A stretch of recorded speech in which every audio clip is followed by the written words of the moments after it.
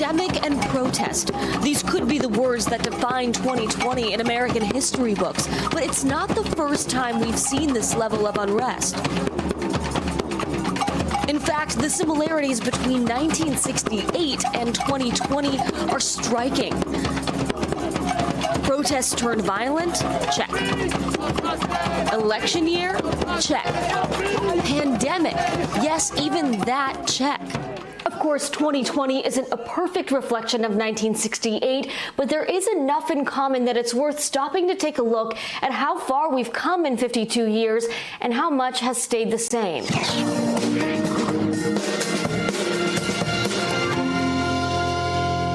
Some very sad news for all of you, and I think sad news for all of our fellow citizens and people who love peace all over the world. And that is that Martin Luther King was shot and was killed tonight in Memphis. Like the death of George Floyd in 2020, the assassination of Martin Luther King Jr. in 1968 was a grim milestone in American history that ignited social unrest across the country. It's important to note that the MLK riots came after years of similar unrest in pockets of America. Most notably, the 1965 Watts riots and the 1967 Newark, Detroit riots, which, like modern-day unrest, resulted from the tension between the black community and the police. The turmoil following the death of George Floyd and the death of MLK didn't come out of nowhere. They had precedent. Pretty much all studies showed that poor relations with the police were one of the main problems or one of the main conditions that caused the rebellions. In addition, there was underlying economic, social inequity, which helps us, I think, understand the breadth of both uprisings of the 60s and today.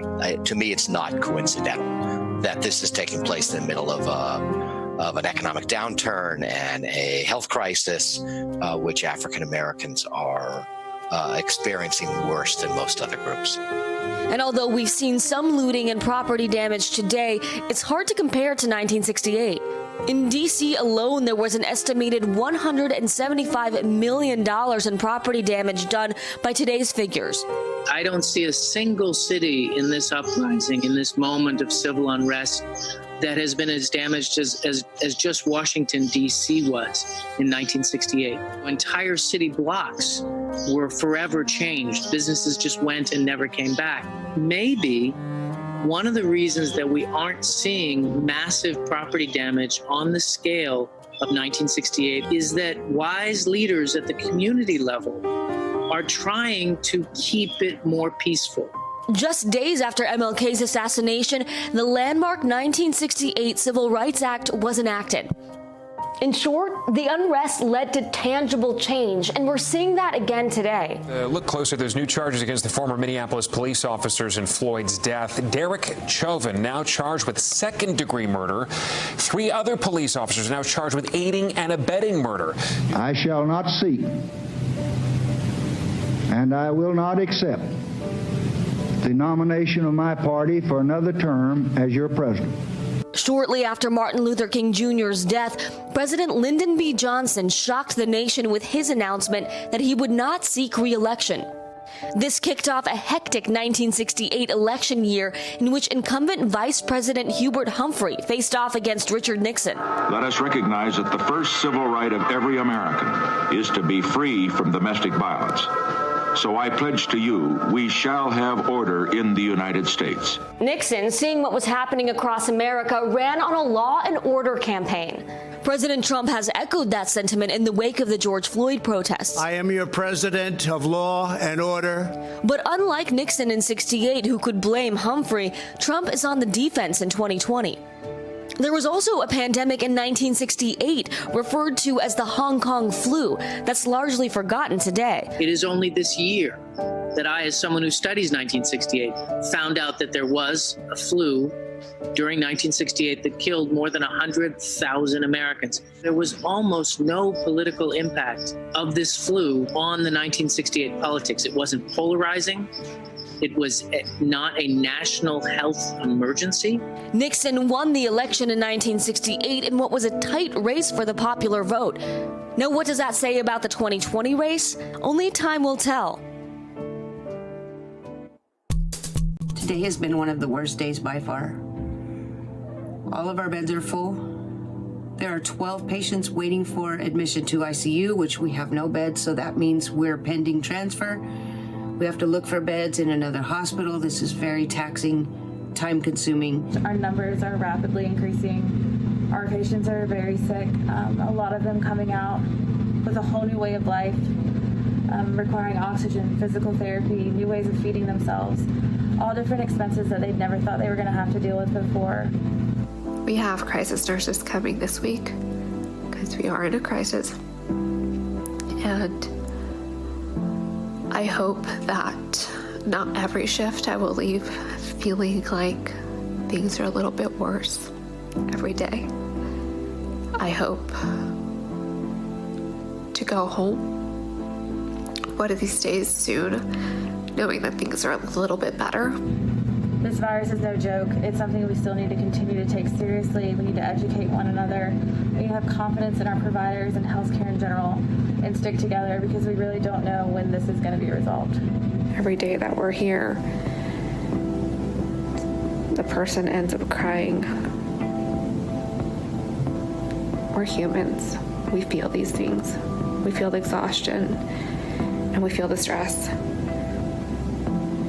And it's getting bad. When I walk out of this office, I'm going to go out there and tell the staff what an amazing job they're doing and have been doing and how proud I am of them. But just know that we're all praying that this comes to an end soon. And we just want to go back to normal. President Trump has signed a new executive order freezing visas for foreign workers through the end of the year. He says it's to preserve jobs impacted by the pandemic. NBC News Justice correspondent Julia Ainsley covering this story for us. And Julia, what jobs are impacted by this particular executive order? I mean, it's hard to name what jobs aren't impacted. Actually, I'll start with that. There's a narrow carve out for healthcare workers and researchers who are focused on battling COVID-19. There's a carve out for university professors. And there's a carve out for people in the food processing sectors, so agriculture or seafood, but not hospitality, not service workers, not au pairs, not interns, not high skilled tech workers, not people who are being transferred between companies. All of those, Allison, are frozen. The one thing I do want to point out, though, is if you are someone who has one of those visas now, you're safe. This is a freeze on new visas for those categories, but it's going to be frozen through the end of this year, and companies are responding very strongly. We saw companies like Google, Facebook, Microsoft, especially in the tech sector, speaking out today, their CEOs and presidents saying, this is what we need. We need these visas in order to attract the best talent to American companies, to be innovative, to keep up, to keep a competitive edge in the global economy. Just because of this economic downturn, just because of COVID-19, that doesn't mean that we can stop being competitive. And they say that this will actually hurt the economic recovery more than help it. And that primarily is the argument from the White House, that this is supposed to help by keeping American jobs here. And they estimated that it would protect 525,000 American jobs. But if you talk to people in these sectors who are trying to hire, they say it's not exactly how it works. A lot of times they have a hard time finding Americans to fill those positions.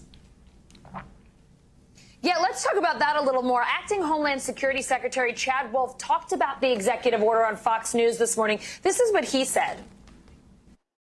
These are temporary visas that individuals come in from out of the country, foreign workers come in. And what the president has said is as we build this economy back up, he wants American workers first. He wants to give them the opportunity to come back into the workforce, regain their jobs, and contribute to this economy. So what we did is we paused a number of these visas, and we're going to allow Americans to compete for those jobs first and foremost. Julie, you touched on this, but is there any evidence to support the idea that suspending these visas would give more job opportunities to people who are already in the country?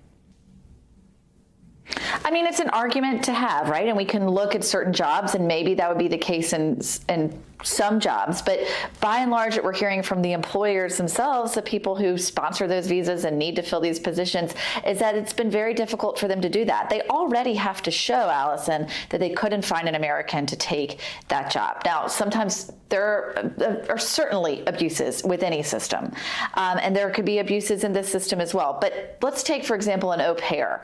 Au pairs will now not be able to apply for visas to come to the United States. And at first, this was something that was confusing. The White House said that they were exempt, and then if you read the actual order, they will not be allowed to come in. They can't get these visas. Think about how someone who might be hiring an au pair, especially now when you can't get childcare, wants someone who has another language that they can teach their child. Maybe this person wants to come for the cultural exchange experience. There's something there that you can get from that person that you might not be able to get from an American worker. And there's an exchange that that person will also be getting more than just a salary and a place to stay. They come here for an American experience. This is all part of our global economy. It's also something we've really seen in the tech industry. Sometimes there are deficits for people coming out of our American colleges and universities that don't have the skills that are so badly needed by our tech industry.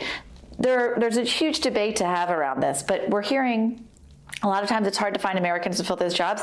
And then especially as you get into some of the very low-skilled jobs that are very hard and very demanding from a manual labor perspective, those can be very hard to fill. And in fact, one of the visas, I think this will be interesting, especially for those who've followed the Trump organization, one of the visas that will be affected are the H-2B visas for service and hospitality workers. And we know that the Trump organization has taken full advantage of those. So it will be interesting to see how they adopt to this policy. Sure will. Julia Ainsley, thank you so much. Thank you. Hey, NBC News viewers, thanks for checking out our YouTube channel. Subscribe by clicking on that button down here and click on any of the videos over here to watch the latest interviews, show highlights, and digital exclusives. Thanks for watching.